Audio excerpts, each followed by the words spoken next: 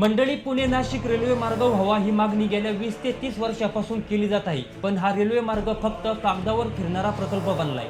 हा रेल्वे मार्ग होऊ नये म्हणून आज फोडच्या जीएमआरडीचं दुर्बिणीचं कारण दिलं जातंय असंच म्हणावं लागेल. कारण 2022 मध्ये याच रेल्वेसाठी सरकारनं थेट जमिनी ताब्यात घेऊन शेतकऱ्यांना कोट्यवधी रुपयांचे पैसे वाटले होते. मग पैसे वाटून झाल्यावर अचानक रेल्वे मंत्रालयाला या दुर्बिणीचा तांत्रिक अडथळा कसा काय आठवला? हा रेल्वे मार्ग व्हावा म्हणून पहिल्यांदा 1997 ते 98 मध्ये या मार्गाचे सर्वेक्षण झाले होते. विशेष म्हणजे नारायणगाव मधील जीएमआरटी 1995 सालापासून तिथे कार्यरत आहे.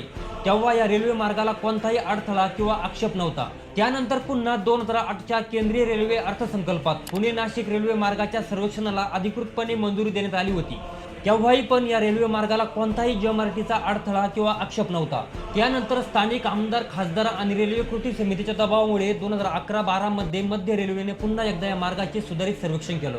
पण तेव्हा रेल्वे बोर्डानं स्पष्ट केलं की 265 किलोमीटरचा हा रेल्वे मार्ग तयार करण्यासाठी लागणारा खर्च प्रचंड आहे. तसेच घाटाचे आव्हानात्मक काम आणि प्रचंड खर्च पाहता रेल्वेने हा अहवाल फेटाळला. विशेष म्हणजे या सर्वेक्षणामध्ये नारायणगावच्या जीएमआरटीच्या प्रयोगशाळेचा 1%ही अडथळा किंवा आक्षेप नव्हता.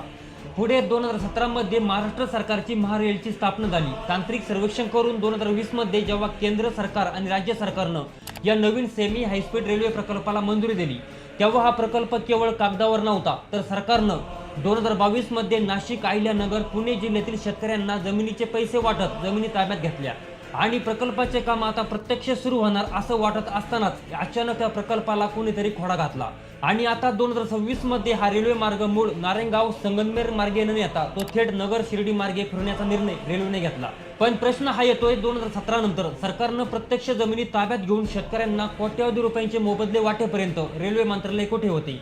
हा एक अत्यंत मोठा आणि संशयास्पद प्रश्न आहे.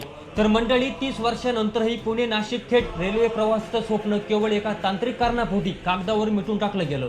हे या संपूर्ण प्रवासाचं अत्यंत दुर्दैवी आणि कटू सत्य आहे. या संपूर्ण प्रकरणावर तुम्हाला काय वाटतं? तुमची प्रतिक्रिया कमेंट बॉक्समध्ये नक्की कळवा आणि आपल्या वेद.com ला सबस्क्राईब करायला विसरू नका.